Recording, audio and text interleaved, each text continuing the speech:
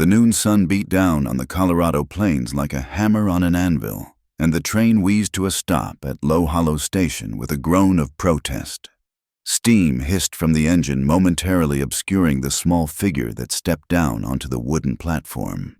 When the vapor cleared, she stood alone in the shimmer of heat tall for a woman, her dark traveling dress already gathering dust. She gave her name as Miss Sarah Morgan to the conductor who helped her with her carpet bag, though the way her tongue hesitated over the syllables suggested it was as new to her mouth as the sturdy boots on her feet. Everything about her seemed carefully considered, from the plain bonnet that shadowed her face to the modest cut of her dress that couldn't quite hide her striking height and graceful bearing. The station was little more than a wooden shack with a tin roof, and beyond it, Low Hollow sprawled in the red dust like a town that had given up trying to be anything more than necessary. False-fronted buildings lined the main street, their painted signs already fading in the relentless sun. The Mercantile, the saloon, a small hotel that had seen better days, all the fixtures of a frontier town that existed because the railroad said it should. Sarah, for that was the name she wore now, clutched a letter in her gloved hand. The paper was worn soft from reading its promises of safe lodging and honest work at the boarding house, the only thing that had drawn her to this forgotten corner of Colorado. But the platform was empty, save for a few curious chickens pecking at the boards, and no one had come to meet her. She picked up her carpet bag, its weight familiar after so many miles, and started toward town. Her boots clicked against the planks with a rhythm that matched her heartbeat, steady, determined, betraying nothing of the fear that coiled in her stomach like a snake. She had learned to walk this way, chin up, shoulders back, as if she belonged wherever her feet carried her, as if she weren't running from a name that could get her hanged. The first person she passed was an old woman sweeping the steps of the Mercantile. The woman's eyes tracked Sarah's progress with the sharp interest of someone who catalogued every stranger, every deviation from the normal pattern of Low Hollow life. Sarah nodded politely, received nothing in return but a narrowed gaze that followed her down the street. More faces appeared in windows behind doors cracked just enough to peer through. A beautiful woman traveling alone was unusual enough.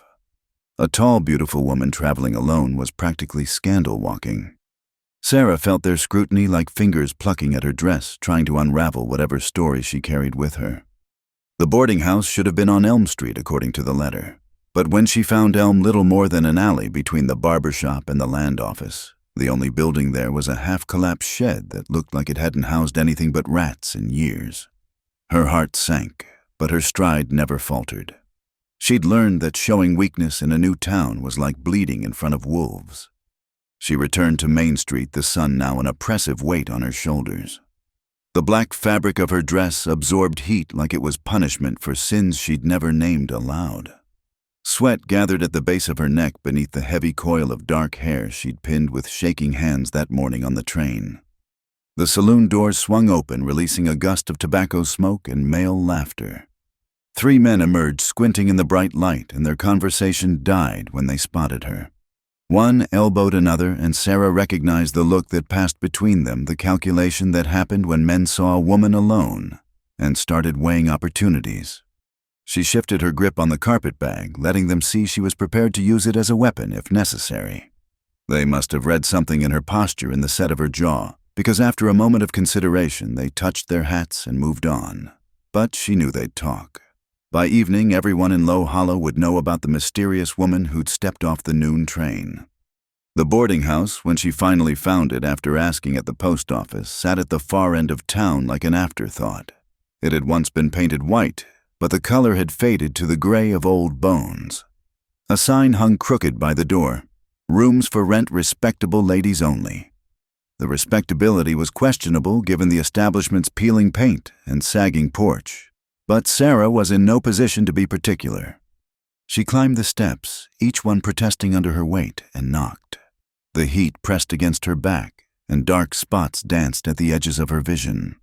How long since she'd eaten the crackers and cheese from yesterday's journey seemed a lifetime ago. The letter had promised meals included with the lodging, but the letter had also promised someone would meet her at the station. No one answered. She knocked again, harder this time, and felt the world tilt slightly. The carpet bag slipped from her fingers, thudding against the porch boards. She reached for the wall to steady herself, but her gloved hand found only air. The wooden floor rushed up to meet her, and her last coherent thought was that fainting on a stranger's porch was no way to maintain the dignity she'd fought so hard to preserve. The darkness that claimed her was almost a mercy, a brief respite from the sun and the stares and the weight of carrying someone else's name. In that darkness, she could almost forget she was running. Almost forget the blood on another woman's hands that had sent her west with nothing but a stolen name and a carpetbag full of carefully mended clothes. But even unconscious, some part of her remained vigilant. Some part of her was already calculating how to explain her collapse, how to deflect questions, how to build a new life on foundations of necessary lies. Because Sarah Morgan, whoever she really was, had not come this far to be defeated by heat and hunger and a broken promise. The last thing she heard before the darkness took her completely was the sound of a hammer striking iron in a steady rhythm somewhere nearby, like a heartbeat made of metal and fire. It was a sound that would come to mean safety, though she didn't know it yet. A sound that would call her back from the dark, attached to a voice reading words of comfort in a low rumble that vibrated through the boards beneath her cheek. But that was still to come. For now, there was only the unforgiving sun, the suspicious town, and a tall woman with a false name crumpled on a porch that had seen too many desperate arrivals to be surprised by one more. The rhythmic clang of hammer on anvil had been Calder Mason's prayer for the better part of 10 years.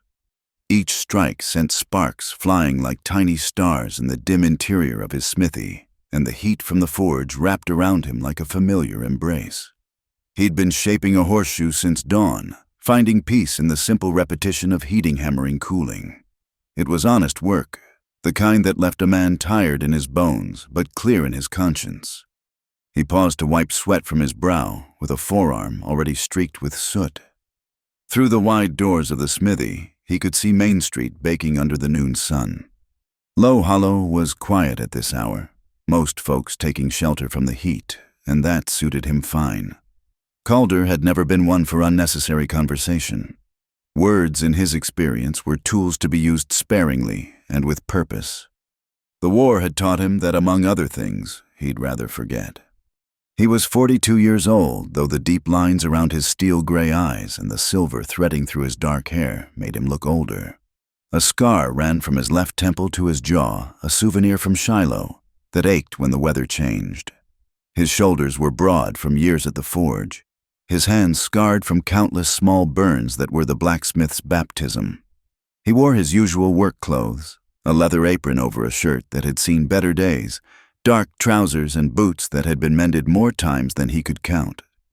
The chapel next door stood empty at this hour, its door propped open to catch any breeze that might wander by. Calder served as Low Hollow's part-time preacher, though he'd never attended any seminary. The town couldn't afford a proper minister, and somehow his quiet way of reading scripture without the fire and brimstone that some favored had suited the handful of souls who gathered on Sundays. He didn't preach about sin and damnation. He talked about endurance, about finding grace in small acts of kindness, about the holiness of honest work. He'd just returned to his hammering when movement on the street caught his eye. A woman tall and dressed in black despite the heat, walking with the careful dignity of someone who had nowhere else to go. He'd heard the noon train arrive, the whistle carried clear across town, but he hadn't expected any visitors. Low Hollow wasn't the kind of place people came to on purpose. She passed by his door without looking in, and he found himself setting down his hammer to watch her progress. There was something about the way she held herself spine straight despite the obvious weight of her carpetbag that spoke of a strength hard won. He'd seen that kind of determination before, in soldiers who kept marching long after their feet had gone numb, in widows who rebuilt farms with nothing but their own 2 hands. He shook his head and returned to his work. Not his business. The town had enough gossips without him joining their ranks, but he couldn't quite shake the image of her, that careful walk, that heavy bag, that black dress like mourning clothes or armor against the world. 20 minutes later, Thomas Hartley burst through the smithy doors, his boy's face flushed with excitement and exertion. Mr. Mason, there's a lady fainted dead away on Miss LaRue's porch." Calder set down his hammer with deliberate calm, though something tightened in his chest. Fainted or dead boy, There's a considerable difference. Fainted, sir. Least I think so. She's breathing, but she won't wake up. Miss LaRue ain't home, and nobody wants to touch her on account of her being a stranger and all. Of course, the good people of Low Hollow would stand around gawking at a woman in distress rather than risk their precious reputations by offering aid. Calder pulled off his leather apron and grabbed his hat from its peg. Show me. A small crowd had indeed gathered at a safe distance from the boarding house porch, their faces wearing that mixture of concern and curiosity that passed for compassion in small towns. The woman lay crumpled against the front door, her carpetbag beside her, that black dress spread around her like spilled ink. Someone fetch Doc Morrison, Calder ordered as he climbed the steps. The crowd stirred but didn't move. Now, he added, putting enough iron in his voice that young Will Patterson took off running. Up close, he could see the flush of heat exhaustion on her face, the way her breath came shallow and quick. Her bonnet had fallen back, revealing dark hair coming loose from its pins. She was younger than he'd thought from a distance. Perhaps 30, though hardship had a way of aging faces before their time. Beautiful, too, in a way that had nothing to do with fashionable prettiness and everything to do with the kind of bone structure that would last when youth faded. He knelt beside her, aware of the watching crowd, but not caring. With careful hands, he lifted her into his arms. She weighed less than she should for her height, and he could feel the sharp angles of too little food for too long. Her head lolled against his shoulder, and she made a small sound of protest that at least meant she was beginning to surface from her faint. "Where you taking her?" someone called out Martha Collins, who ran the town's gossip mill with ruthless efficiency. "Chapel," Calder replied shortly. It was cooler there, and more importantly, it was his territory where no one would dare follow uninvited. He carried her across the dusty ground between the boarding house and his smithy, her dress trailing like a banner. The chapel's interior was dim and blessed with the kind of coolness that came from thick walls and high ceilings. He laid her carefully on one of the back pews, then fetched water from the barrel he kept for the forge. She stirred as he held a wet cloth to her forehead, eyelids fluttering like moth wings. When her eyes finally opened brown deep as good earth, they held the kind of wariness he'd seen in wild animals and wounded soldiers. "Easy," he said, keeping his voice low and steady. "You fainted from the heat. You're safe." She tried to sit up, and he placed a gentle hand on her shoulder to stop her. "Give yourself a moment. Doc Morrison will be here soon." "I don't need a doctor." Her voice was hoarse, but held an undercurrent of steel. "I just need—" She paused, seeming to remember that needs could be dangerous to voice aloud. "Water," he finished for her, offering the cup. "And food, I'd wager. When did you last eat?" She took the cup with the hands that trembled slightly, though whether from weakness or nerves, he couldn't tell. "Yesterday. I thought there was supposed to be someone at the station. The letter said—" "Letters say a lot of things." He moved to sit on the pew across from her, giving her space, but staying close enough to catch her if she fainted again. "You have people expecting you here." A shadow crossed her face. "The boarding house? I have a position there, or I was supposed to, cooking and cleaning in exchange for room and board." Calder frowned. Miss LaRue didn't mention hiring anyone new. The woman's fingers tightened on the cup. "Perhaps there's been a misunderstanding. Perhaps. Or perhaps someone had played a cruel trick, luring a desperate woman to a nowhere town with false promises. It wouldn't be the first time. He'd seen too many drifters arrive in Low Hollow chasing hopes that turned to dust, though few looked like they'd fall to dust themselves in the process. He pulled his small Bible from his shirt pocket, a habit from the war when he'd read over dying men who wanted comfort, and opened it to Psalms. Not because he thought she needed preaching, but because it gave his hands something to do, and filled the silence while she gathered her strength. "He maketh me to lie down in green pastures. He read quietly, he leadeth me beside the still waters. He restoreth my soul." She watched him over the rim of the cup, those dark eyes taking in every detail. His scarred hands, his worn clothes, the careful way he handled the delicate pages. He wasn't used to being studied so intently and found it both unsettling and oddly warming. "You're the preacher," she said. It wasn't a question. "Sometimes. Mostly I'm the blacksmith. Calder Mason." He didn't offer his hand. She didn't seem ready for that familiarity, but he inclined his head slightly. Sarah Morgan. The name came a beat too late, like an actor remembering a line. He didn't comment on the pause, just continued reading in that low rumble that seemed to ease something in her shoulders. By the time Doc Morrison arrived, flustered and smelling of the whiskey he claimed was medicinal, she was sitting up properly, color returning to her face. Heat exhaustion, the doctor pronounced after a brief examination. And when did you last have a proper meal, young lady? I'm fine, Sarah insisted, already gathering herself to leave. I just need to speak with Miss LaRue about my position. Miss LaRue's visiting her sister in Denver, Doc Morrison interrupted. Won't be back for 3 days at least. Calder saw the blow land, watched her absorb it without flinching, though something flickered in her eyes, fear quickly suppressed. 3 days without lodging or food in a strange town. 3 days of being a target for whatever intentions the less charitable citizens might harbor. She can stay here, he heard himself say.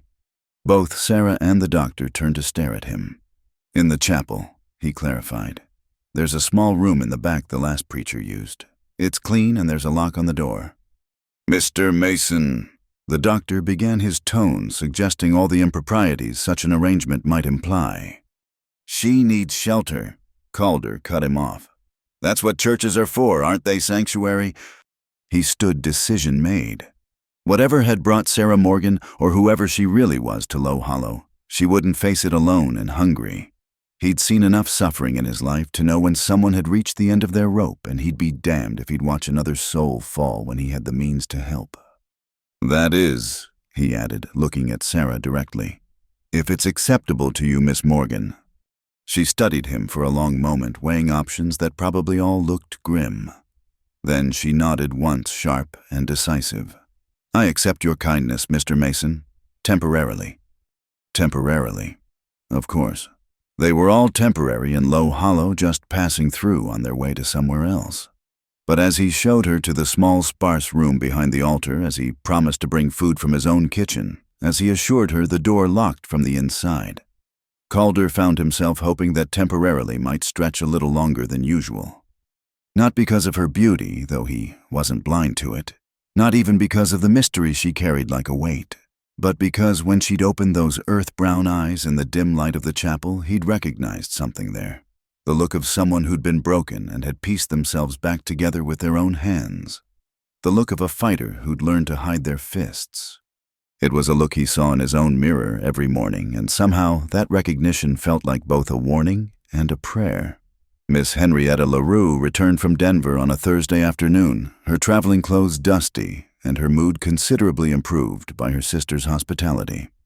The improvement lasted exactly as long as it took for Martha Collins to intercept her at the stage depot with news of the strange woman Mr. Mason had installed in the chapel.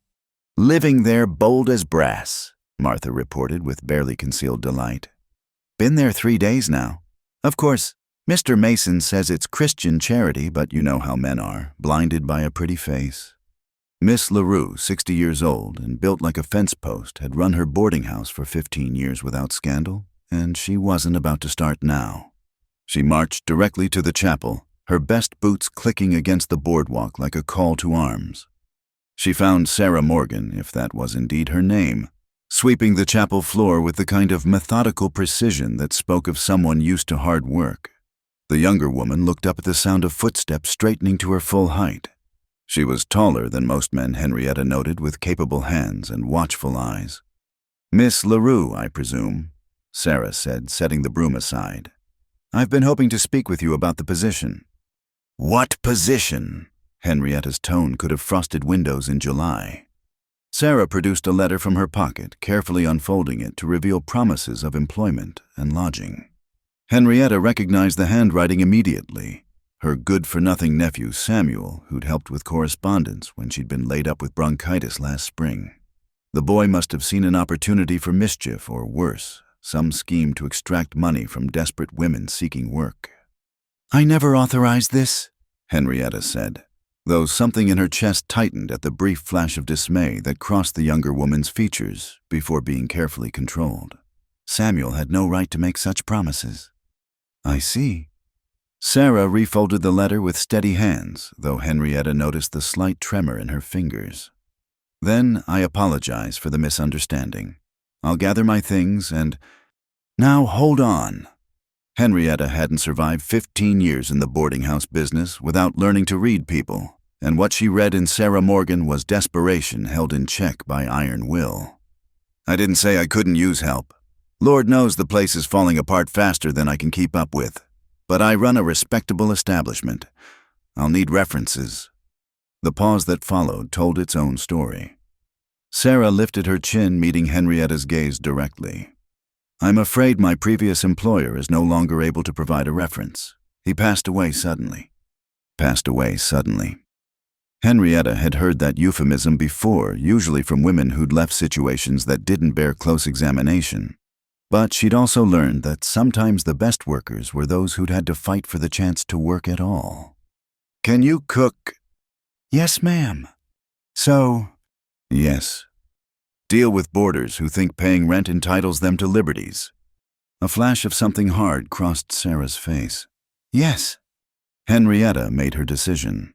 Room and board in exchange for cooking, cleaning, and general maintenance. The attic room, it's small but private with a good lock. Sundays off, and you'll take your meals in the kitchen after the boarders are fed. Any trouble with male boarders, you come straight to me. Any followers of your own need to be approved by me first. Questions? No, ma'am. Relief flickered briefly in those dark eyes before being hidden again. Good. Get your things. Supper's at 6, and I've got 8 boarders expecting something better than the slop I've been serving while I was away. And so Sarah Morgan moved from the chapel to the boarding house trading sanctuary for servitude, though Henrietta suspected she'd have taken far worse trades if necessary. The attic room was indeed small, barely more than a closet with a sloped ceiling and one narrow window. But Sarah accepted it with the gratitude of someone who'd slept in worse places. The boarding house itself was a rambling 2-story structure that had been added to over the years with more enthusiasm than architectural sense. The kitchen was Henrietta's domain, a cavern of cast iron and copper where she'd taught Sarah the preferences of each boarder with military precision. Mr. Fitzgerald liked his eggs runny, Mr. Paulson couldn't abide pepper, and young Mr. Davies would eat anything as long as there was enough of it. The other boarders were a mixed lot. A traveling salesman, 2 clerks from the land office, a school teacher who spent her evenings correcting papers with a permanently disapproving expression, and 3 minors who paid by the week when they were in town. They watched Sarah with varying degrees of interest and suspicion, particularly given her height and the way she moved through the house like she was trying not to disturb the air. The walls, as Henrietta had warned, were thin as paper. Sarah learned quickly that Mr. Fitzgerald snored like a freight train, that Miss Pemberton, the schoolteacher, cried herself to sleep most nights, and that the miners played cards until dawn when they were flush with pay. She also learned that the sound of Calder Mason's hammer carried clearly from the smithy, a steady rhythm that became the heartbeat of her days. He came by the 3rd evening after she'd moved in, standing awkwardly in the boarding house parlor with his hat in his hands. Just wanted to see that you were settling in proper, he said, addressing the words to Henrietta, but his eyes finding Sarah where she stood in the kitchen doorway. She's doing fine, Henrietta answered with the kind of emphasis that suggested he needn't check again. But he did, finding excuses to stop by returning a pot Henrietta hadn't realized was missing, fixing a squeaky hinge that had been that way for years, checking the stovepipe for blockages that didn't exist. Henrietta wasn't fool enough to think these visits were about household maintenance, but she also noticed that Mr. Mason never overstepped, never lingered inappropriately, never tried to corner Sarah alone. He was, she admitted grudgingly, a gentleman. Sarah, for her part, seemed to bloom under the routine of hard work. She attacked the boarding house's accumulated grime with fierce determination, scrubbing floors until they gleamed, beating rugs until the desert dust finally surrendered, mending curtains and tablecloths with tiny, precise stitches. In the evenings, after the dishes were done and the kitchen spotless, she would sit by the attic window with her sewing, working by lamplight on the boarders' torn shirts and worn socks. Henrietta, watching from the doorway one night, noticed the scars on Sarah's fingers, small white lines that spoke of years of needle pricks, but also something else. Defensive wounds, maybe, or the kind of marks left by desperate grabs at sharp objects. She didn't ask. In Henrietta's experience, women's scars told stories that were rarely improved by the telling. The gossip, of course, was unavoidable. Martha Collins held court at the Mercantile, speculating loudly about Sarah's origins. "Too refined to be common folk," she proclaimed. "You can see it in the way she holds her teacups. But running from something, mark my words. A woman doesn't show up alone in Low Hollow unless she's running." Others had theories too. She was a widow, a fallen woman, a European aristocrat in disguise, a murderess on the run. The stories grew more elaborate, with each telling fed by Sarah's polite refusal to share details about her past and her habit of changing the subject whenever personal questions arose. "Let them talk," Henrietta told her one evening as they prepared supper together. "Half this town is running from something. The other half wishes they had something interesting enough to run from." Sarah smiled at that, a rare, genuine expression that transformed her face. "And which half are you, Miss LaRue?" "Oh, I'm the half that stands still and watches everyone else run in circles." Henrietta handed her a bowl of potatoes to peel. "Though I might ask the same of Mr. Mason. Man doesn't end up preaching in a nowhere town unless he's got his own ghosts." The knife paused in Sarah's hand for just a moment. "He's been kind." "Calder Mason's been kind to every stray that's wandered through Low Hollow for the past 10 years. Usually they move on quick enough, but you—" Henrietta studied the younger woman's profile. "You're not planning on moving on, are you?" "I have nowhere else to go." It was said simply, without self-pity, but with the kind of finality that closed off further questions.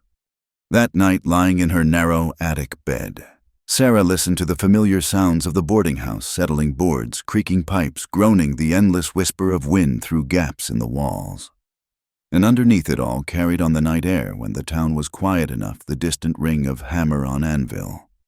Calder Mason working late again, crafting something from raw metal and fire and will.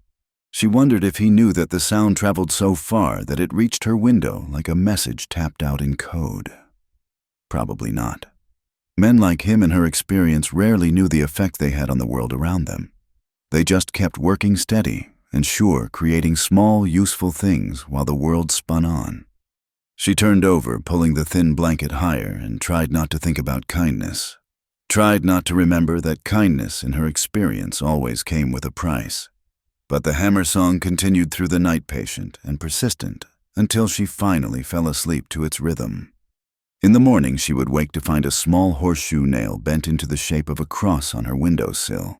A tiny thing delicate as jewelry, despite being made of iron. No note, no explanation, just that small symbol of faith worked by scarred hands in the deep of night. She would keep it, that little cross, hidden in her pocket where her fingers could find it during the long days. A reminder that someone in this dust-blown town worked late into the night making beautiful things from base metal. A reminder that transformation was possible even for those who thought themselves beyond redemption. But that discovery was still hours away. For now, there was only the thin walls, the whispered gossip, the sound of honest work carrying through the darkness, and a woman learning that sometimes sanctuary came not from locked doors, but from the simple grace of being allowed to stay.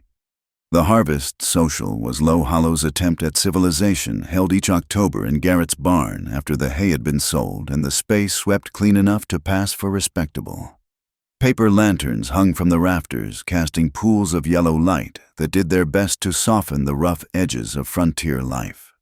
Tables groaned under the weight of pies and cakes, pickles, and preserves, all the bounty that the women of the town could coax from the unforgiving land.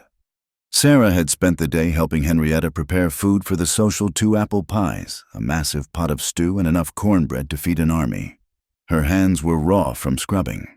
Her back ached from bending over the stove, but there was satisfaction in the work. She'd learned long ago that busy hands kept troublesome thoughts at bay. "You're going, of course," Henrietta announced as they loaded the food into the wagon. "I should stay and clean up." "Nonsense.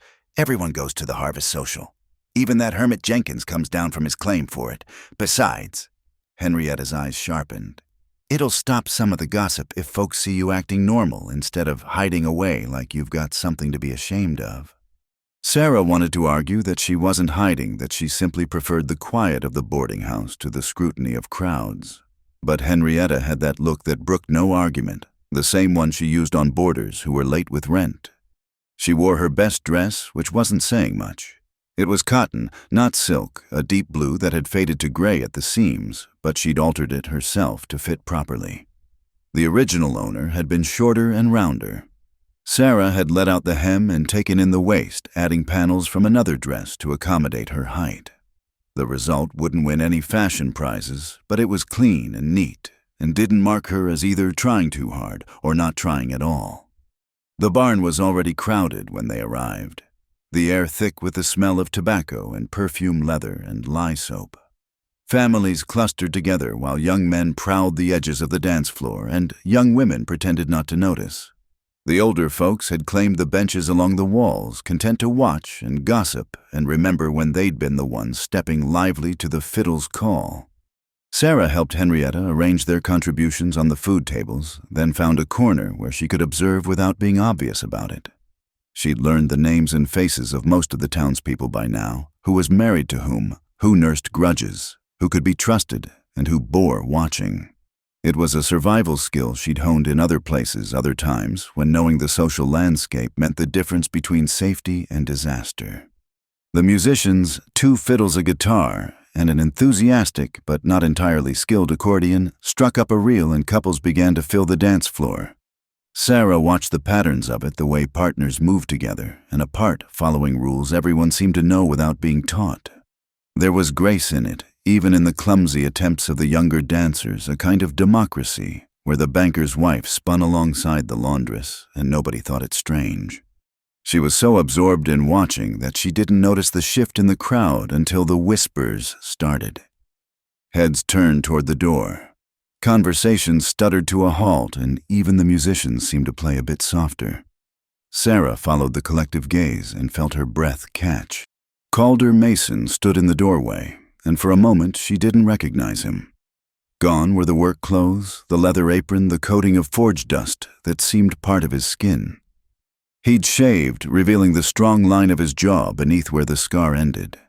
His hair was slicked back with pomade still damp from washing. He wore a white shirt that looked like it had been pressed with military precision, dark trousers, and boots that had been polished until they gleamed.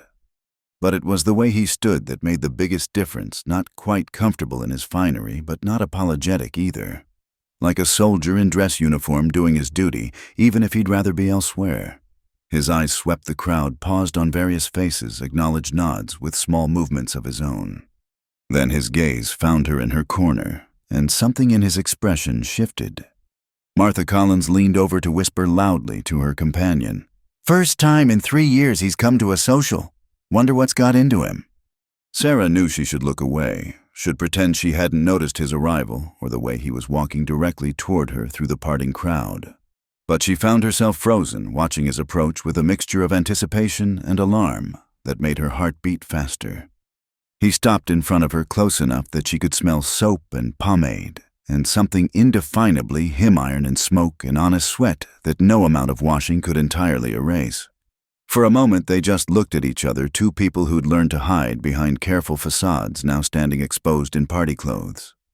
"Miss Morgan," he said, and his voice was rougher than usual. "Would you honor me with a dance?" The invitation rippled through the nearby crowds like a stone thrown into still water. Sarah felt the weight of dozens of eyes, the calculations being made, the stories being spun. She could refuse, stay safe in her corner, give them nothing new to talk about. Instead, she placed her hand in his. "I would be pleased to Mr. Mason." His hand was warm, calloused in all the places she'd expected gentle despite its strength. He led her to the dance floor as the musicians began a waltz slower than the reels, more intimate, requiring partners to face each other for the duration. "I should warn you," she said as they took their positions. "I'm not much of a dancer." "Neither am I," he admitted, and there was something almost boyish in the confession. "But I figured it was time I tried." The first steps were awkward, both of them too aware of being watched, too conscious of the proper distance between them. But then something shifted. Maybe it was the music. Maybe it was the warmth of the lantern light, Or maybe it was just the relief of finding another person who understood what it meant to stand apart. He didn't lead the way she'd expected with the forceful authority that some men mistook for grace. Instead, he matched her. When she stepped, he stepped. When she turned, he turned with her. It was less like dancing and more like conversation, a wordless exchange of trust and balance. Her height, which had made her awkward with other partners, seemed right with him. They were nearly eye to eye, neither having to crane their neck or stoop. "You cleaned up nice," she said, then immediately wished she could take it back. What kind of thing was that to say? But he smiled, a real smile that crinkled the corners of his eyes and made him look younger. "Henrietta threatened to ban me from her kitchen if I showed up looking like I'd come straight from the forge." A serious threat indeed. "The most serious." His hand at her waist was steady, proper, but she could feel the strength in it.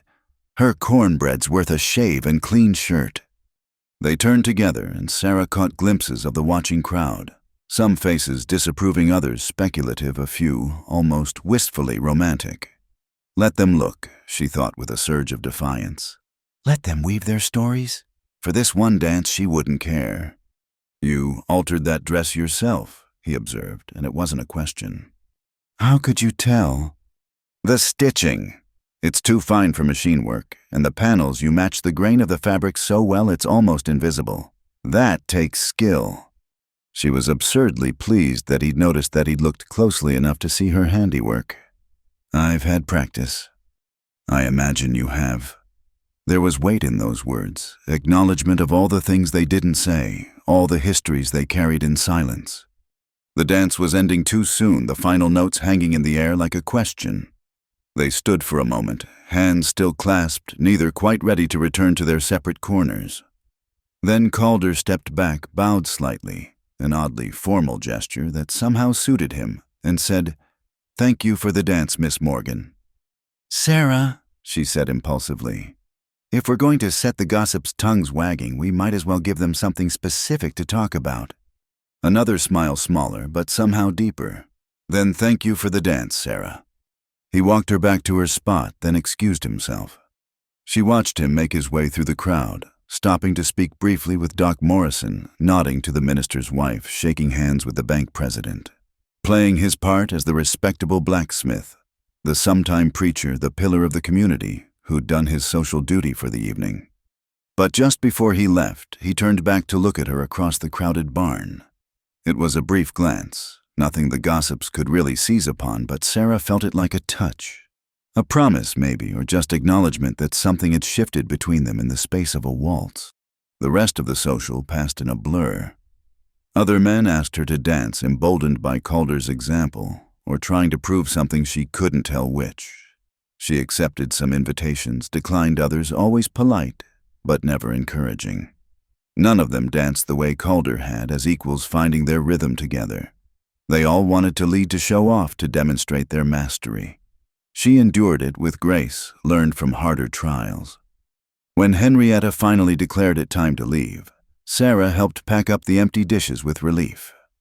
The older woman was unusually quiet on the ride home, but as they pulled up to the boarding house, she said, "That was well done." "What was?"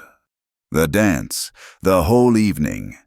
Henrietta climbed down from the wagon with a grunt. "You showed them you're not hiding anything, and Calder, well, he showed them something too, though I doubt he realizes it." Sarah wanted to ask what he'd shown them, what Henrietta had seen that she might have missed. But the older woman was already heading inside, leaving Sarah to unhitch the horse and wonder. Later, in her attic room, she sat by the window in her nightgown and unpinned her hair. It fell in dark waves past her shoulders, free of the tight coils propriety demanded. Through the window she could see the smithy, dark now, but for the banked glow of the forge that never quite went out. She thought about dancing, about matching steps and wordless understanding, about a man who noticed invisible stitches and cleaned up nice when the occasion called for it, about the way he'd said her name, her chosen name, like it belonged to her. In her pocket, her fingers found the little iron cross, warm from her body heat. Tomorrow the gossips would have their field day. Tomorrow she'd have to face the speculation and the knowing looks and the questions she couldn't answer. But tonight she'd danced. Not as a woman running from something, not as a stranger seeking shelter, but as herself, Sarah Morgan, who altered dresses with invisible stitches and danced as an equal with a man who knew how to match her steps. It wasn't everything, but it was something. And in a life built on small mercies and smaller hopes, something was more than enough to sleep on. The trouble started over water rights, as trouble often did in the territories where water meant the difference between prosperity and ruin. The Garrett Ranch had claimed senior rights to Willow Creek for 20 years, but the new outfit that had moved in upstream backed by Eastern money and lawyers had different ideas about who owned what. Calder had tried to stay out of it. Ranch disputes weren't his business, and he'd learned long ago that taking sides in other men's fights rarely ended well. But when Tom Garrett's eldest boy had come to him desperate, saying they needed someone who could read legal papers and maybe write a letter that sounded official, Calder couldn't turn him away. The Garretts had been good to him over the years, and their claim was legitimate, written down proper and filed with the territorial office before the new outfit's owners were even born. He'd written the letter careful and precise, citing the laws and precedents that supported the Garretts' claim. He'd even ridden out to the county seat to make sure it was filed properly, spending his own money on the filing fees when it became clear the Garretts were stretched thin. That had been 2 weeks ago. Long enough for the Eastern outfit to receive the letter, consult their lawyers, and decide that if they couldn't win in court, they'd settle things the old way. Calder was returning from delivering a repaired plow to the Hendricks farm, riding the paint mare he'd bought cheap and nursed back to health. The moon was new, leaving only starlight to navigate by, but he knew the trail well enough to ride it blind. He was thinking about the sermon he needed to prepare for Sunday, something from Ecclesiastes, maybe about times and seasons when the first shot rang out. The bullet took his hat off close enough that he felt the wind of it. The mare reared, nearly throwing him, and he fought to control her while scanning the darkness for the shooters. 3 of them, maybe 4, spread out along the ridgeline where the trail narrowed between 2 stands of pine. He spurred the mare hard, leaning low over her neck as more shots cracked through the night. Pain bloomed sudden and hot along his ribs, a grazing shot that tore through the shirt and skin. Another caught his left shoulder, spinning him in the saddle. He held on through sheer will, knowing that falling meant dying. The mare, bless her brave heart, ran like the devil himself was chasing. They burst through the ambush hooves, thundering on the hard-packed trail, but Calder could hear pursuit behind them. His left arm was going numb, blood soaking through his shirt, and dark spots danced at the edges of his vision. Town appeared ahead like a promise of salvation, windows glowing with lamplight. He aimed the mare down Main Street, no longer able to guide her with any precision, trusting her to find safety. His strength was fading fast, the rein slipping through bloody fingers. The boarding house loomed out of the darkness, and some instinct or providence guided the mare to its front steps. Calder tried to dismount properly, but his legs wouldn't hold. He fell hard, catching himself with his right hand, leaving a bright smear of blood on the porch boards. "Help!" he tried to call, but it came out as barely a whisper. He crawled toward the door, each movement sending fire through his shoulder and ribs. His hand found the door, pounded weakly against it. "Please!" The door flew open, and Sarah stood there in her nightgown and wrapper, her hair loose around her shoulders. For a moment she just stared, taking in the blood, the torn clothes, the gray pallor of his face. Then she was moving, dropping to her knees beside him, her hands remarkably steady as they assessed his injuries. "Henrietta," she called, her voice carrying clear and strong. "Get the doctor now." She helped him inside, surprisingly strong for all her slenderness, half carrying him to the kitchen where the light was better. He collapsed into a chair, trying to focus on her face, trying to tell her about the ambush, but words wouldn't come properly. "Shh," she said, already cutting away his shirt with scissors that appeared from somewhere. "Don't try to talk. Save your strength."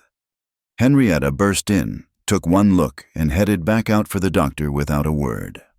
Other boarders appeared in doorways, drawn by the commotion, but Sarah sent them away with a look that brooked no argument. The shoulder wound was bad, but clean, the bullet having passed through without hitting bone.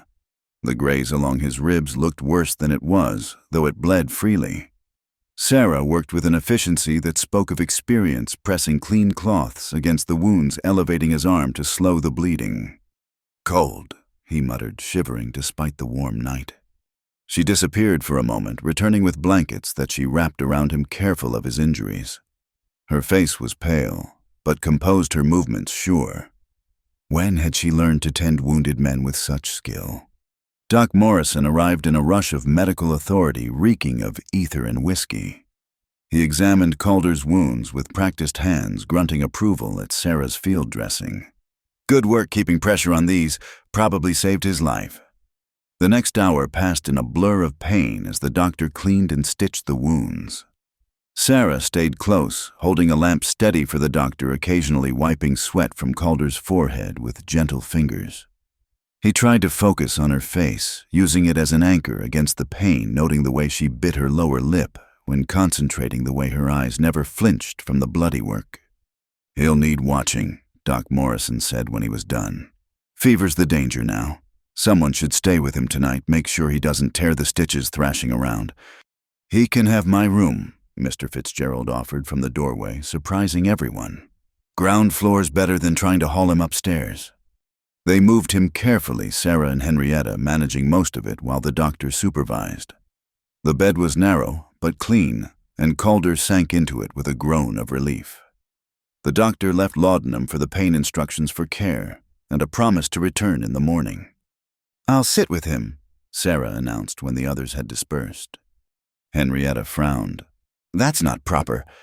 Propriety can hang itself," Sarah said sharply, then softer. "He was ambushed, Henrietta. Someone tried to kill him. What if they come here to finish the job?" It was a fair point, though they both knew it wasn't the real reason she wanted to stay. Henrietta sighed, recognizing a battle she wouldn't win. "I'll bring you some coffee and something to eat, and for heaven's sake put on something more decent than that wrapper." Alone with him, Sarah pulled a chair close to the bed and settled in for the vigil.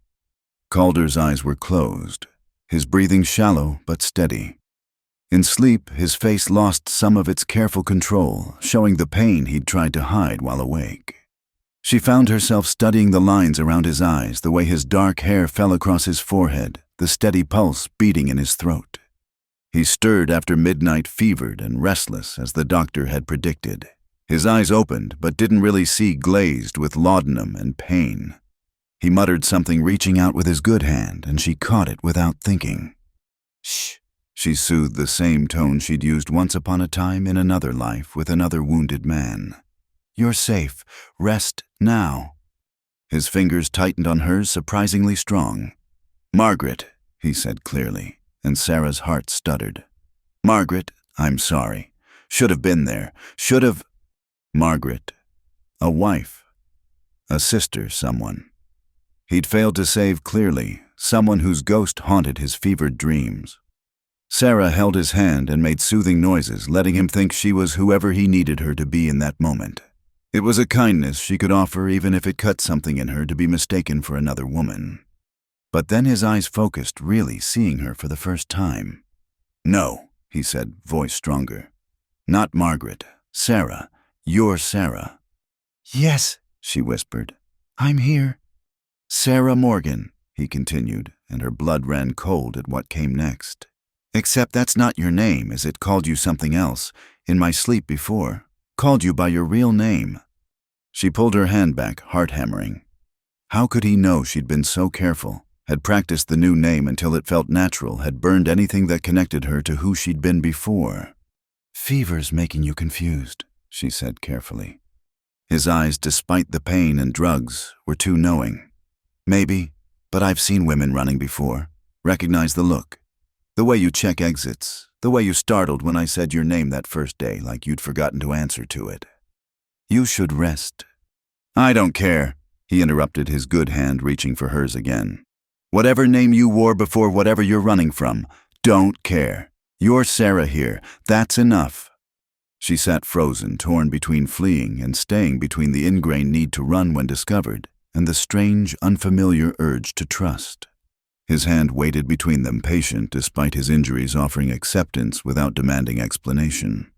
Slowly, as if moving through water, she placed her hand back in his.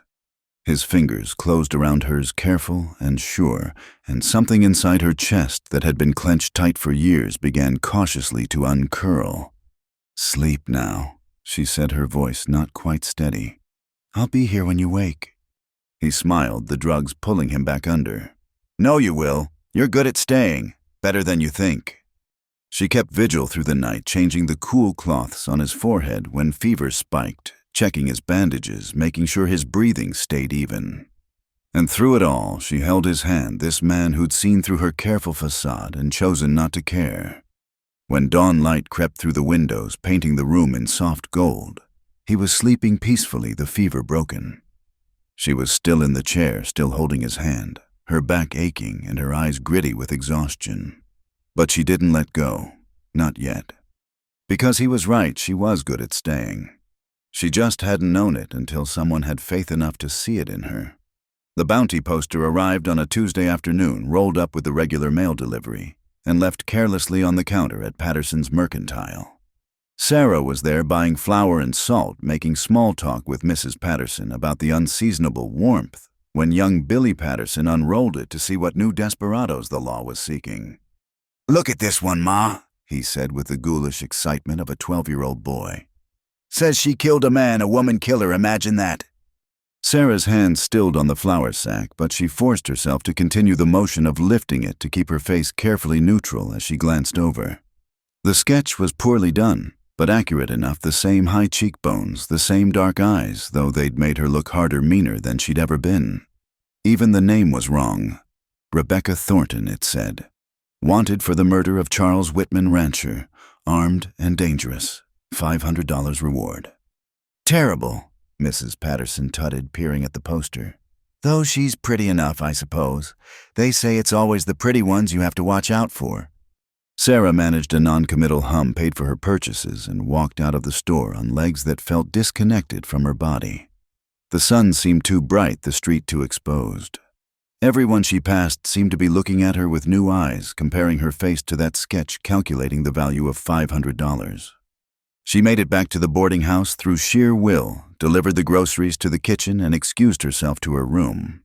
Only then did she allow her hands to shake, pressing them against her mouth to stifle the sound that wanted to escape. Rebecca Thornton.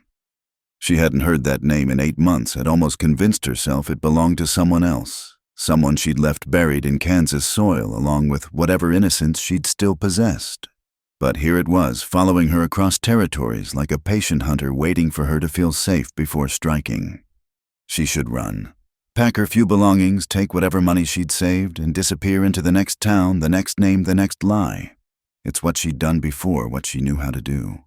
But the thought of leaving made something in her chest tighten painfully. Leaving meant never seeing Calder again.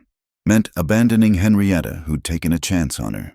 Meant proving right everyone who'd whispered that she was just passing through, that she had secrets worth hiding. A knock at her door made her jump. "Sarah," Henrietta's voice concerned. "You missed the lunch service." "I'm not feeling well," Sarah called back, hating the tremor in her voice. "I'm coming in." Before Sarah could protest, Henrietta was there, taking in her pale face and shaking hands with one sharp glance. The older woman closed the door behind her and sat on the bed beside Sarah, solid and unexpectedly comforting. "What's happened?" Sarah almost lied, almost claimed female troubles or a headache. But she was so tired of lies, and Henrietta had been nothing but kind to her. "There's something I need to tell you," she began, then stopped, unsure how to continue. "About why you're really here," Henrietta asked gently. "Child, I've known you were running from something since the day you walked through my door. The question is whether it's catching up to you." The kindness undid her. The whole story poured out in harsh whispers, working as a seamstress in the Whitman household, the rancher's increasing attention despite his wife's presence the night he'd cornered her in the sewing room. His hands where they shouldn't be, her desperate grab for the scissors on the table. The terrible sound he'd made when the blade found his throat. "I didn't mean to kill him," she said, tears she'd held back for months finally falling. "I just wanted him to stop. But there was so much blood, and he was rich, important. No one would have believed me. His wife was screaming, calling me a murderer, saying I'd seduced him. So I ran." Henrietta was quiet for a long moment, then pulled Sarah into a fierce embrace. "You defended yourself. That's not murder, that's survival." "The law doesn't see it that way. There's a bounty poster at Patterson's. Someone's going to recognize me, turn me in for the reward. Let me see this poster.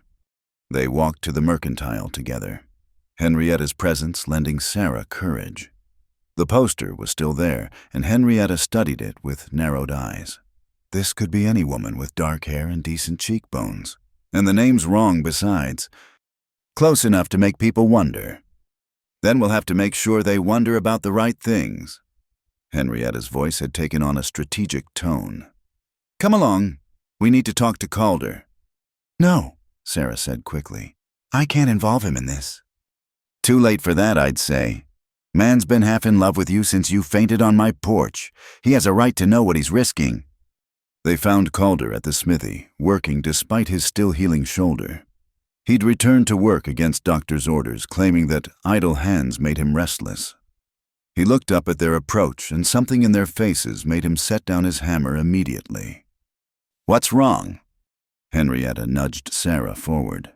Tell him.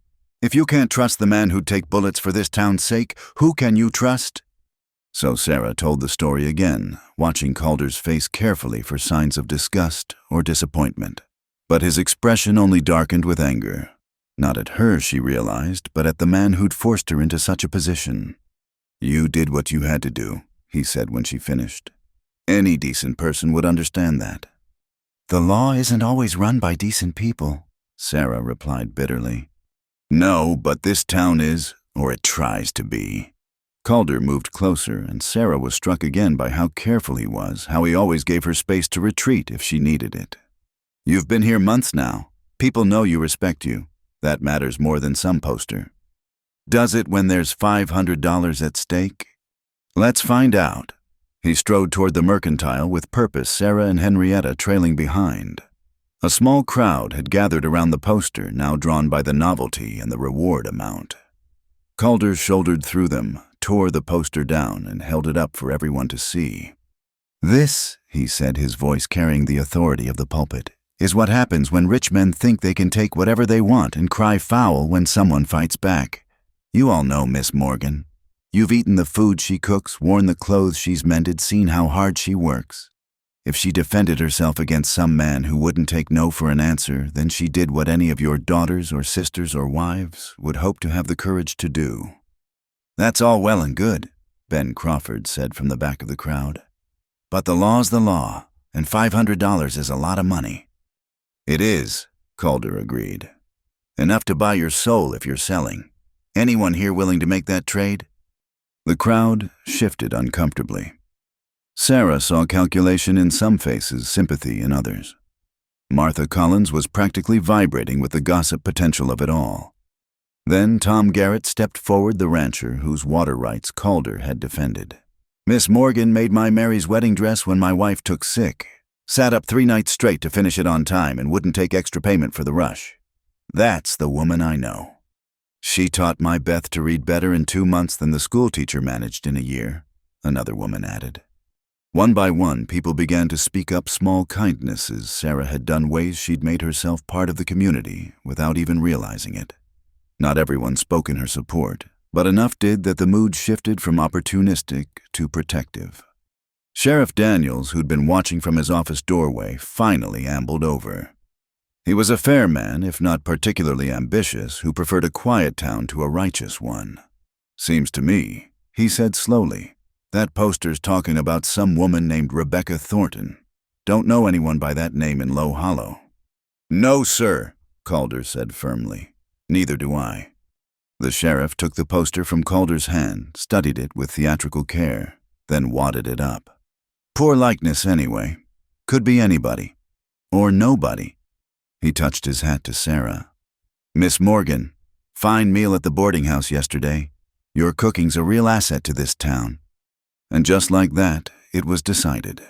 Not legally, perhaps, but in the way that mattered in a small town where people understood that justice and law weren't always the same thing. The crowd dispersed slowly, conversations already spinning the story into something that would grow with each telling. By evening, Sarah knew she'd be everything from a wronged innocent to an avenging angel, depending on who was doing the telling. Thank you, she said quietly to Calder as they walked back to the boarding house. Don't thank me. I just reminded them who you are here. The rest you earned yourself. But your reputation will survive, might even improve. Nothing folks like better than a preacher who understands that righteousness isn't always about following rules. That night, Sarah sat in her room with the door locked, trying to reconcile what had happened.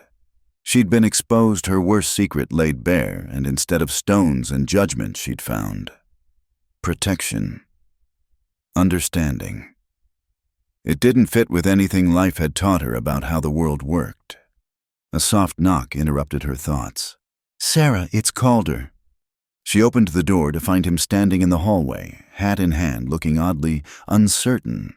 "I wanted to make sure you were all right, and to tell you, if anyone gives you trouble, if anyone tries to collect on that bounty, they'll have to go through me first." "You don't owe me that." "No," he agreed, "but I'm offering it anyway. Sometimes that's what caring for someone means. Standing between them and the world when the world gets mean. Caring for someone." The words hung between them, weighted with meaning neither was quite ready to fully acknowledge.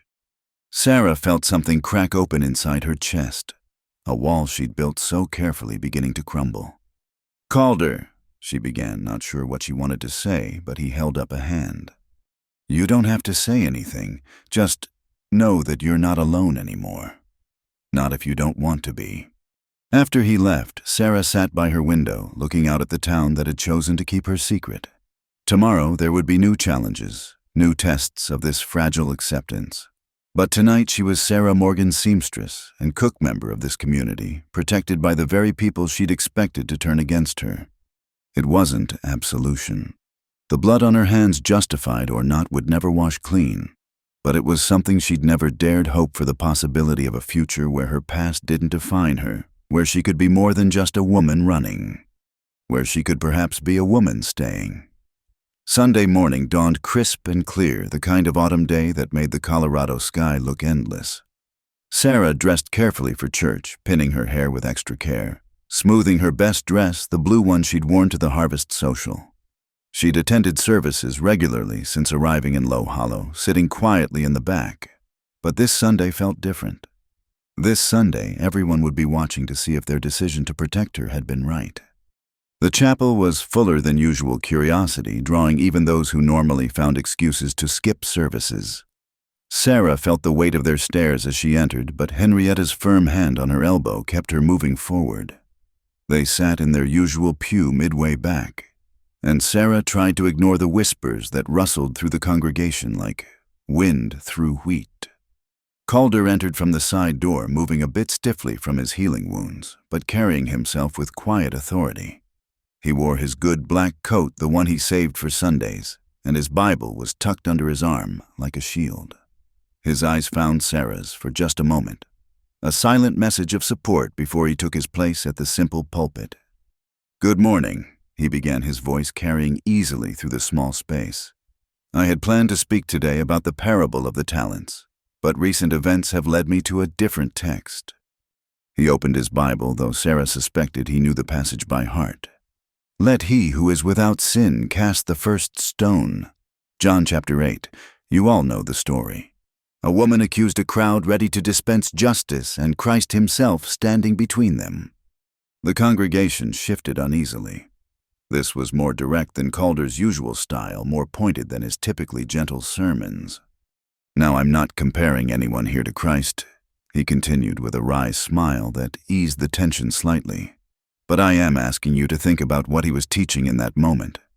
Not that sin doesn't matter, it does, but that mercy matters more. That understanding the circumstances of a person's life matters more than rushing to judgment." His eyes swept across the gathered faces, pausing on those he knew had been most vocal in their doubts about Sarah. "This town has always prided itself on being a place where people can start over, where what you do today matters more than what you did yesterday. That's why many of you came here, isn't it? For a second chance." Old Patterson squirmed in his seat. Everyone knew he'd left Illinois just ahead of bankruptcy and creditors. Mrs. Dalton adjusted her gloves nervously. Her husband's drinking had driven them west, seeking a place where his reputation didn't precede him. "We've all got stories," Calder said, his voice gentling. Things we've done or left undone, choices that haunt us, moments we wish we could take back. The question is, do we let those stories define us forever, or do we allow for the possibility of redemption? Sarah felt tears prick her eyes, but blinked them back. This wasn't just a sermon. It was a defense, a theological argument for her right to exist in this space. Some of you are thinking about money, Calder continued, and his tone hardened slightly. About rewards and bounties and what you could do with such a sum. Let me tell you what that money would really buy. It would buy the knowledge that you sold out a neighbor for silver. It would buy nights wondering if you condemned an innocent woman, or at least a woman no more guilty than any of us who've had to make hard choices to survive. He paused, letting that sink in. But more than that, it would buy the end of what makes Low Hollow different from every other dust-blown town out here. We've survived because we take care of each other. Because we understand that the law and justice aren't always the same thing. Because we know that sometimes mercy is the highest form of righteousness. Fine words, Ben Crawford called out from his pew. But what about when the real law comes looking? We can't fight off federal marshals with Bible verses. No, Calder agreed. But I notice you said, when, not if. Interesting assumption, Ben. Unless someone tells them where to look, why would federal marshals come to Low Hollow searching for a woman who doesn't exist here? The threat was subtle, but clear. Anyone who brought outside law to their town would be marking themselves as a traitor to the community. Sheriff Daniels stood up from his front row seat, turning to face the congregation. As the law in this town, let me be clear.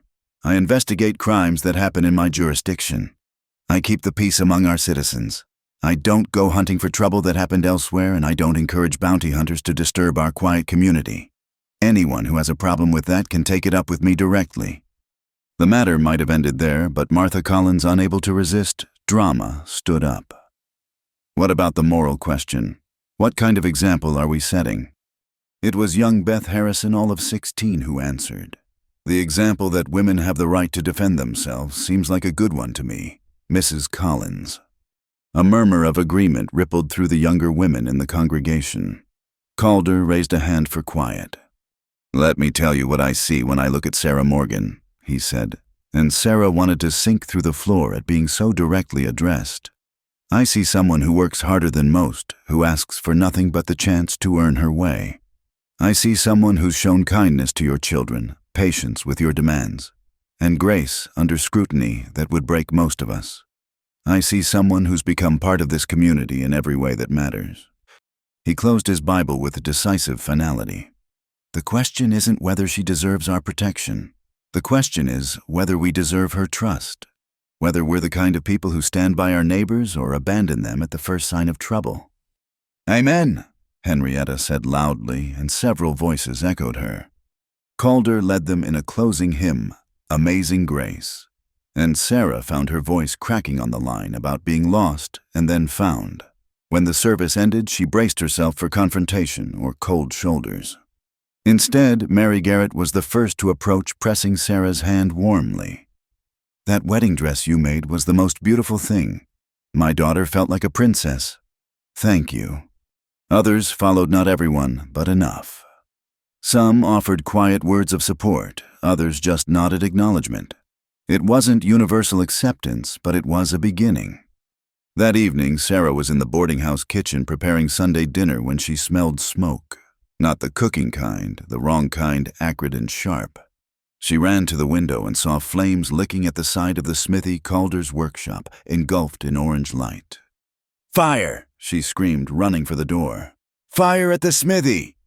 The town's bucket brigade formed quickly, neighbors appearing with whatever containers they could find. Sarah worked alongside them, passing buckets, hand over hand, her dress soaked and ruined, her carefully pinned hair falling loose. The heat was intense, the smoke choking, but they fought with the desperation of people who knew that fire could take an entire town if left unchecked. Calder was everywhere at once, directing the effort, beating at flames with wet blankets, pulling tools and materials away from the fire's path. His face was black with soot, his healing wounds clearly paining him, but he didn't slow down. It took 2 hours to bring the fire under control. The smithy's main structure survived, but barely. One wall was gone, the roof partially collapsed, years of work reduced to charred timber and twisted metal. As the last flames died and exhausted neighbors began to disperse, Sheriff Daniels approached Calder with a grim expression. This wasn't an accident. Found a kerosene can hidden in the alley. Sarah felt sick. This was her fault. Someone had targeted Calder because he'd stood up for her, because he'd dared to suggest she deserved protection. But if Calder made the same connection, he didn't show it. He just nodded wearily at the sheriff. "I'll file a report in the morning." "I'm sorry," Sarah said when they were alone, the words inadequate against the destruction around them. "This is because of me, because of what you said in church." Calder looked at her, really looked at her, standing there in her ruined dress with soot on her face and tears cutting tracks through the dirt. "Maybe," he said simply. "And if it is, I'd do it again. Your livelihood can be rebuilt. Tools can be replaced, walls raised again." He moved closer, and she could see the exhaustion in his eyes, the pain he was hiding. "But standing by while they drove you out, that would have broken something in me that couldn't be fixed." "You don't even know me," she whispered. "Not really, not who I was before." "I know who you are now," he said firmly. "That's enough. That's everything." The next morning, as dawn broke over Low Hollow, something remarkable happened. Tom Garrett arrived with a wagon full of lumber. The Patterson boys brought nails and tools. Doc Morrison, who'd never lifted anything heavier than a medical bag, showed up with work gloves and determination. One by one, the men of the town appeared ready to rebuild what had been destroyed. Even Ben Crawford came muttering about the stupidity of wooden buildings in dry climates, but carrying his carpenter's tools nonetheless. They worked through the day framing walls, clearing debris, salvaging what could be saved. The women brought food and water, and Sarah worked among them, no longer the outsider, but part of the community's response to threat. By evening, the smithy's skeleton stood again, raw wood, waiting for walls and roof. It would take weeks to fully rebuild, but the message was clear. Low Hollow protected its own. Calder stood looking at the progress, swaying slightly with exhaustion, and Sarah moved to his side. "Thank you," she said, knowing the words encompassed more than just the day's work. "Don't thank me yet," he said with a tired smile. "Still got to hang the new sign." "What sign?" He pointed to where young Thomas Hartley was carefully painting words on a fresh board. As the boy turned it around, Sarah read, "Mason's Smithy and Morgan's Mending." "If you're staying," Calder said quietly, "might as well make it official. Partners. In business," he added quickly, color rising above his soot-stained collar. "Equal partners." Sarah looked at the sign at the town that had rallied around them, at the man who'd risked everything to give her a chance at belonging. "Partners," she agreed. And if the word held promises beyond business, neither of them was ready to examine that yet. But as the sun set over Low Hollow painting the new wood, golden Sarah Morgan, who had once been someone else who had run so far and so fast, finally felt the ground solid beneath her feet. She was home, and anyone who wanted to take that from her would have to go through the entire town to do it. The sign swayed gently in the evening breeze, Morgan's Mending. Her name claimed and displayed, daring the world to challenge her right to it. And beside it, steady as Iron Mason's Smithy, a partnership forged in fire and tested by it, ready to build something new from the ashes of what others had tried to destroy. The user is asking me to write part 8 of the story, following the outline they provided. According to the outline, Part 8. I ain't done worshiping you. The night of their confession. Title payoff. It's a winter night. A storm howls outside. She's tending his healing shoulder, the lamp flickering. She tells him he doesn't owe her anything. He growls, low, voice hoarse with emotion. "Don't sleep yet. I ain't done worshiping you." Not just her body, but her fight, her truth, her refusal to disappear. They kiss slow, reverent. It's not lust, it's homecoming. They fall asleep in each other's arms, clothes still on, souls unburdened. I need to write this intimate scene while keeping it appropriate for YouTube's community guidelines. The scene should focus on emotional intimacy, confession, and the deep connection between the characters rather than physical aspects. I'll emphasize the reverent, respectful nature of their relationship and their emotional journey. Winter came early to Low Hollow that year November, bringing the kind of storm that old-timers would talk about for decades. The wind howled down from the mountains like a living thing, driving snow horizontal, turning the familiar streets into a white wilderness. Most folks huddled by their fires, grateful for walls and warmth. But Sarah Morgan made her way through the blizzard with grim determination. Calder had been working late again, pushing himself to finish orders despite his shoulder that still pained him from the ambush 2 months prior. She'd seen him favoring it all week, watched him try to hide the winces when he lifted his hammer, noticed how he'd shift the work to his right hand when he thought no one was looking. The new smithy was solid. The town had built it well, but she worried about him alone out there in the storm, too stubborn to admit he needed help or rest. She'd prepared a basket with hot soup, fresh bread, and the liniment Doc Morrison had given her for aches and pains. If he wouldn't come in from the cold, she'd bring warmth to him. She found him sitting on a stool by the forge, his left arm cradled against his chest, his face gray with exhaustion and pain. The fire in the forge burned low, casting dancing shadows on the walls, and the wind shrieked through gaps in the boards like accusation. "You fool," she said by way of greeting, setting down her basket with more force than necessary. "You'll cripple yourself permanently at this rate." He looked up at her, attempting a smile that turned into a grimace. "Orders to fill. People are counting on me." "People are counting on you to have sense enough not to work yourself into an early grave." She moved behind him, her hands gentle despite her scolding tone. "Let me see." He tried to protest, but she was already easing his shirt off his shoulder, exposing the still pink scars from the bullets, the muscles knotted with tension and overwork. She'd tended enough injuries, her own and others, to know what she was looking at. "When did you last rest this properly?" she asked, warming the liniment between her palms before beginning to work it into the damaged muscles. He hissed at the first touch, then gradually relaxed as her skilled fingers found the knots and worked them loose. "Can't remember. There's been so much to do since the fire, and with winter coming. With winter coming, people need their blacksmith healthy more than they need one more horseshoe." Her hands moved with practiced efficiency, but she was acutely aware of the intimacy of the moment, the storm sealing them into this small circle of warmth and light, her hands on his bare skin, the way his breathing changed as the pain eased. They'd been dancing around each other for months now, business partners who everyone in town knew were more than that, even if they'd never acknowledged it themselves. The sign outside read Mason's Smithy and Morgan's Mending, but the partnership went deeper than commerce, built on shared silences and stolen glances, and the kind of trust that came from seeing each other's worst moments and choosing to stay anyway.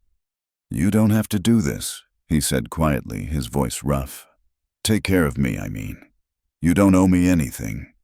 Her hand stilled on his shoulder. "Is that what you think this is, payment for some debt?"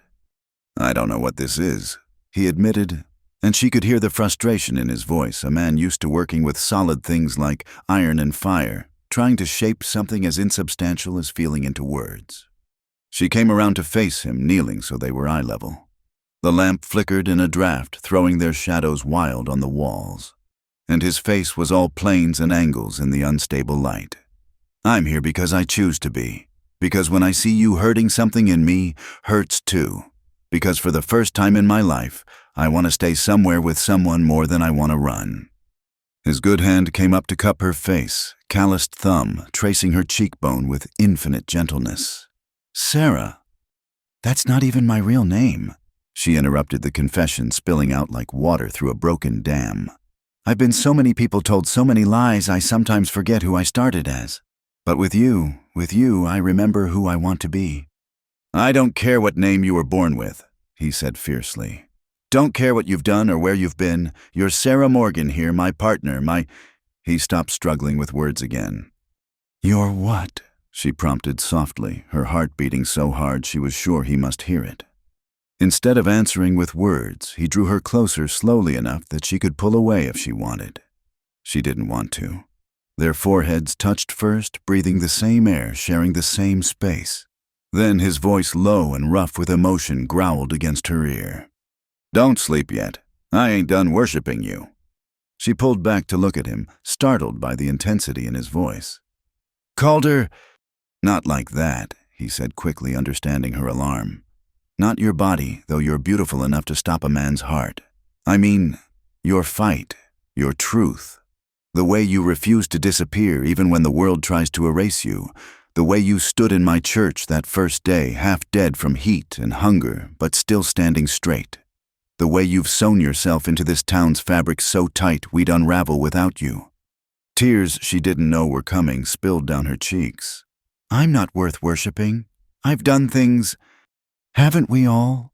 His thumb caught her tears, wiping them away with infinite care. I've got blood on my hands from the war. Nights I wake up still hearing the cannon, still seeing faces of boys I killed who were probably no different from me except for the color of their uniform. We've all got our ghosts, Sarah. Question is whether we let them haunt us forever or find a way to live alongside them. The wind howled louder, rattling the walls, but inside their circle of lamplight there was sudden stillness. Sarah leaned forward, closing the last distance between them, and pressed her lips to his in a kiss that was question and answer both. It wasn't the desperate passion of youth or the calculating transaction of those who confuse desire with love. It was something deeper, more reverent, a recognition between two battered souls who'd found in each other not completion, but companionship. His lips were gentle against hers, giving rather than taking, and she tasted the salt of her own tears and the promise of home. When they finally drew apart, both breathing unsteadily, he rested his forehead against hers again. Stay, he said simply. Not just tonight, not just through the storm. Stay. I'm not going anywhere, she promised, and meant it more than she'd ever meant anything in her life. They moved to the small cot he kept in the corner for nights when he worked too late to walk home. She helped him settle his injured shoulder, then curled against his right side, her head on his chest, where she could hear his heartbeat steady and strong, a rhythm more reliable than any she'd known. He pulled a rough blanket over them both, and they lay there fully clothed, listening to the storm rage outside, while something quiet and profound settled between them. His good arm held her close, and she felt the last of her walls crumble, the final defenses she'd built against a world that had taught her trust was dangerous. Tell me about her, she said quietly. Margaret. You called for her when you were fevered. She felt him tense, then deliberately relax. My sister died of fever during the war while I was off playing soldier. I promised I'd come back, promised I'd take care of her. Broke that promise. You couldn't have known. No, but guilt doesn't care much for logic. His hand stroked her hair, gentle and absent. Took me years to understand that living with guilt doesn't mean stopping living. That honoring the dead sometimes means being happy despite their absence. Is that what this is? She asked. Happiness. Don't know, he said honestly. Been so long since I felt it, I might not recognize it. But it's something worth protecting. They fell quiet after that, the storm outside gradually spending its fury, while they lay entwined in their makeshift shelter. Sarah felt herself drifting toward sleep, safer than she'd felt in years when Calder spoke again. That first day when you fainted and I carried you to the chapel, I read Psalms over you. He restoreth my soul. Didn't know then that maybe it wasn't your soul needing restoration, but mine. That maybe God sent you to Low Hollow not for sanctuary, but to teach me that some things broken can be mended after all. She lifted her head to look at him, this scarred man who worked miracles with iron and spoke poetry when he thought no one was listening. We mended each other, I think. Partners, he agreed, echoing their business arrangement, but meaning so much more. The lamp burned low, casting longer shadows, and outside the storm began to quiet. But in the smithy, two people who'd spent years running from their pasts finally stopped moving, finding in each other not escape, but arrival. Not absolution, but acceptance. Not perfection, but possibility. When morning came, it would find them still entwined. The storm passed, and the world made clean and white and new. There would be talk, of course, there always was in Low Hollow. But there would also be understanding nods from those who recognized what it meant when two broken people chose wholeness together. For now, though, there was just this, the dying fire, the settling storm, and two hearts finally permitted to beat in the same rhythm. Sarah Morgan, whoever she'd been before, had found her home not in a place, but in a person. And Calder Mason, who'd built his life around creating useful things from raw metal, had finally forged something precious from the raw material of trust and time and tenderness. "Don't sleep yet," he murmured again, already half asleep himself, still worshipping in the only way that mattered, with presence, with patience, with the promise that tomorrow would find them here together. And Sarah, who'd spent so long sleeping with one eye open ready to run, finally closed both eyes and rested. The storm was over. She was home. Spring came late that year, but when it arrived, it brought more than melting snow and new grass. It brought a package to the Low Hollow post office addressed to Miss Sarah Morgan in handwriting she recognized with a jolt of fear and hope combined. The return address was Kansas City sender Mrs. Eleanor Whitman, the widow of the man whose blood had sent Sarah running all those months ago. Sarah stood frozen in the post office, the package heavy in her hands, while Postmaster Hayes watched with barely concealed curiosity. She managed a normal expression, thanked him calmly, and walked out into the bright March sunshine on legs that felt disconnected from her body. She didn't go back to the boarding house or the smithy. Instead, she found herself at the cemetery on the hill overlooking town, sitting on a bench someone had placed there for mourners, the package unopened in her lap. The dead made good company when you needed to think they didn't ask questions or offer unwanted advice. "You going to open that or just stare at it all day?" She looked up to find Calder standing nearby, soil on his hands from tending his sister Margaret's grave, a small stone he'd placed years ago, though her body lay somewhere in Tennessee. He visited it monthly, pulling weeds and leaving wildflowers, talking to a ghost who couldn't answer back. "How did you know where to find me?" "Saw you leave the post office looking like you'd seen a ghost. Figured you'd want somewhere quiet to face whatever's in that package." He sat beside her, careful not to crowd his presence solid and reassuring. "Want me to leave?" "No." The word came out faster than thought. "Stay, please." With hands that only trembled slightly, she opened the package. Inside was a bundle of letters tied with ribbon, a daguerreotype photograph, and a single sheet of new paper covered in careful script. Sarah read the cover letter first, her throat growing tight with each word. "Dear Miss Morgan," she read aloud, needing to hear the words to make them real. "I do not know if this is your true name, or if you are indeed the woman who worked in my household as Rebecca Thornton. But I believe you are, and I pray this letter finds you well and safe. I owe you an apology that words cannot adequately convey. I knew my husband's nature. I knew his proclivities, his belief that anything in his domain belonged to him by right. I turned a blind eye to the servant girls who left suddenly, to the fear in their faces when he noticed them. I told myself it was not my business, that keeping peace in my marriage was worth more than protecting those under my roof. I was wrong, sinfully, shamefully wrong. When you defended yourself that night, my first reaction was not horror at what Charles had attempted, but fear for my own reputation. I called you terrible things, allowed the sheriff to name you murderous, let them drive you into the night like a criminal when you were the victim. These letters were hidden in Charles's study. They are from other young women he hurt. Women who were not as brave as you, who suffered in silence and left broken. I have spent months tracking them down, offering what recompense I can, though nothing can truly repair such damage. The authorities have been informed of the truth. The bounty has been withdrawn. You are no longer wanted for any crime, as indeed you never should have been. I have enclosed documentation from the territorial judge confirming that the case is closed, ruling self-defense. I know this does not erase the fear you've lived with, the life you've had to abandon, the name you've had to surrender. I know my apology comes too late to spare you that suffering, but I hope it might at least free you from looking over your shoulder, from running from carrying guilt that was never yours to bear. The photograph is of Charles's grave. I thought you should know he's dead and buried, unable to hurt anyone again. Some might think me mad for sending such a thing, but I believe you've earned the right to proof that your nightmare is truly over. I do not ask for forgiveness, I haven't earned it. I only hope that wherever you are, you've found peace and safety, and people who value you as you deserve. With deepest remorse and respect, Eleanor Whitman.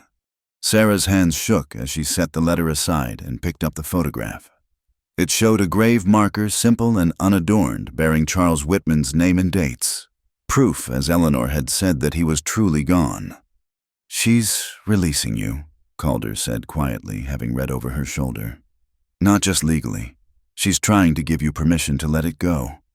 "After all this time hiding, running, looking over my shoulder?" Sarah's voice broke. "It's over just like that." "Nothing's just like that. You survived.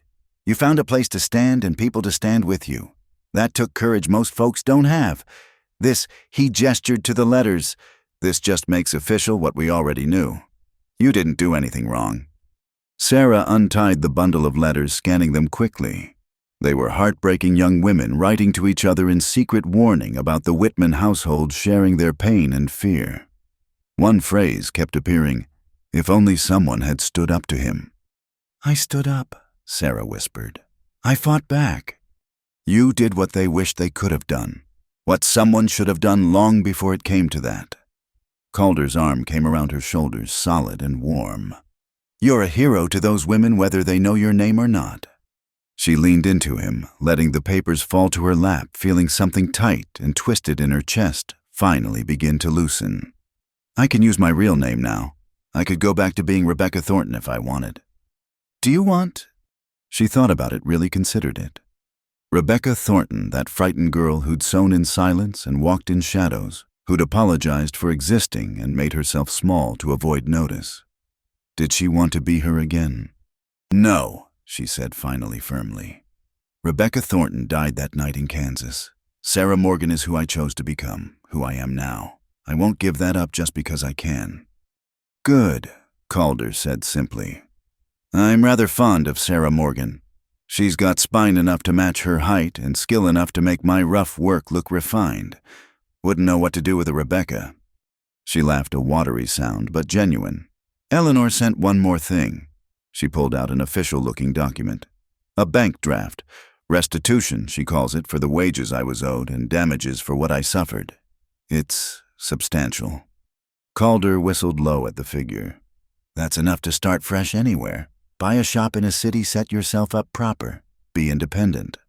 Sarah heard what he wasn't saying, that she could leave now, could go anywhere, no longer tied to Low Hollow by necessity or fear. The freedom she dreamed of was literally in her hands, paid for in currency that could take her to San Francisco or Chicago or anywhere else she might imagine. "I suppose I could," she said carefully. "Open a dress shop in Denver, maybe. Make gowns for society ladies instead of mending miners' shirts." She paused, watching him from the corner of her eye. "What do you think I should do?" He was quiet for a long moment, his jaw working like he was chewing on words. "I think," he said slowly, "that you should do whatever makes you happy. You've earned that right." Another pause. "But I hope what makes you happy might include staying here, with the business, with me." "Calder Mason," she said, turning to face him fully. "Are you trying to ask me something?" "Maybe." He met her eyes direct as always, despite his uncertainty. "I'm not good with words like this. I work better with iron and fire than feelings. But these months with you, I don't want them to end. Don't want to go back to being alone in that smithy, jumping every time the door opens, hoping it's you." "You're doing fine with words," she assured him, her heart beating fast. He reached into his pocket and pulled out something small, wrapped in cloth. "Made this last week. Wasn't sure when to give it to you, but maybe now." He unwrapped it to reveal an iron bracelet, delicate as lace, despite being forged metal decorated with tiny flowers worked in incredible detail. "It's not a ring. Didn't want to presume, but it's a promise if you want it. That you've got a partner in whatever comes next, in business and everything else." Sarah took the bracelet, marveling at the craftsmanship. Hours of work, she realized, countless careful hammer strikes to create something beautiful from raw metal, like what they'd built together from the raw material of 2 damaged lives. "Help me put it on." His fingers were gentle on her wrist, closing the clasp with the same care he used for his finest work. It fit perfectly, the metal warm from his pocket, the weight of it satisfying. "Eleanor's money," she said, making a decision, "could expand the business. We could build a proper shop attached to the smithy, hire apprentices, take on bigger orders." Make Low Hollow a destination for quality work instead of just another frontier town.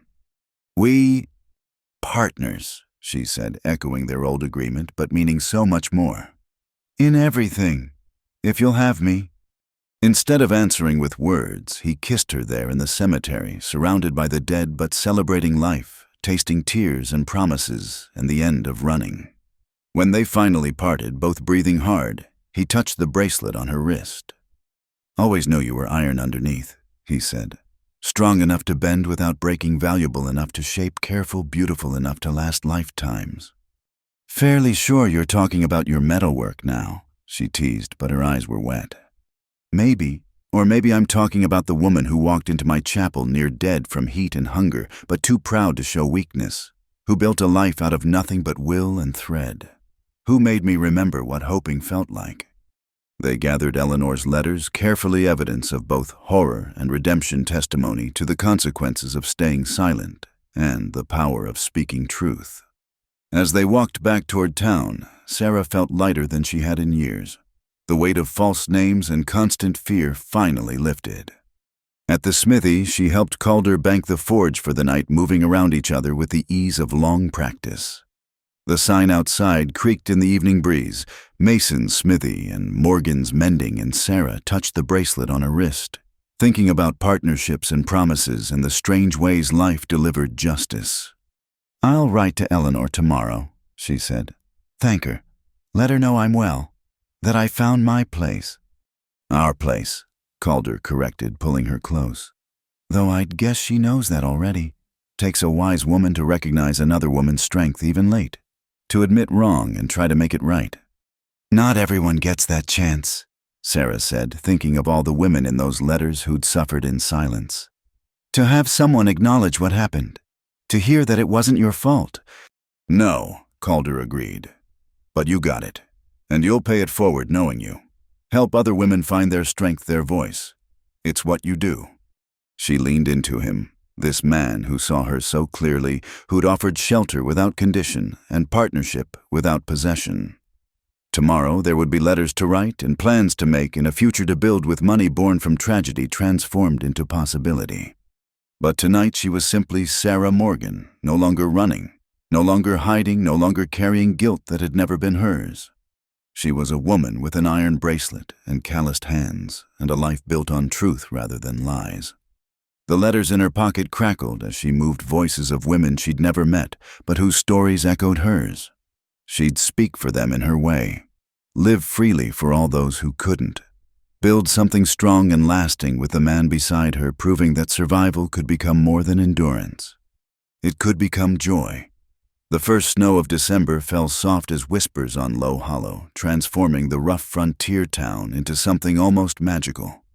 Sarah stood at the window of the new shop built with Eleanor Whitman's restitution money and the sweat of half the town, watching the fat flakes drift past. Behind her, bolts of fabric lined the walls, and her new sewing machine gleamed in the lamplight. Through the connecting door, she could hear Calder working the ring of hammer on anvil, a familiar symphony. 3 years had passed since she'd stumbled off that train, desperate and alone. Now, Sarah Morgan's tailoring and mending was known 3 counties over for quality work, and orders came in faster than she could fill them. She'd hired 2 apprentices, young women who reminded her painfully of herself at that age, eager to learn a trade that could make them independent. Miss Morgan, Emma, the younger apprentice, appeared in the doorway. Mr. Mason asked if you could come when you have a moment. He's acting peculiar. Sarah smiled. Calder had been acting peculiar all week, distracted and fumbling with simple tasks. She'd caught him staring at her more than once, then looking away when she noticed color rising above his collar like a schoolboy. After 3 years of partnership in business and everything else, she knew his moods like her own heartbeat. She found him in the smithy, but he wasn't working. Instead, he stood by the forge in his good clothes, the ones he wore for church and special occasions.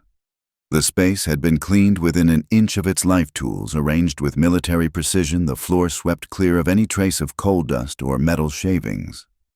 Emma said you needed me. He turned, and she was struck again by how the years had gentled him. The hard edges remained. He'd always be a man shaped by war and loss.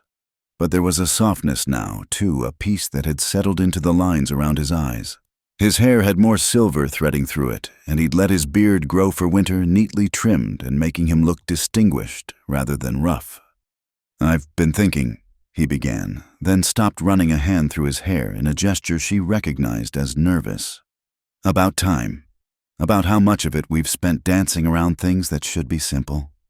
Calder. "Let me finish. Been practicing this all week, and if I stop now, I might lose the words." He moved closer, and she could see his hands trembling slightly.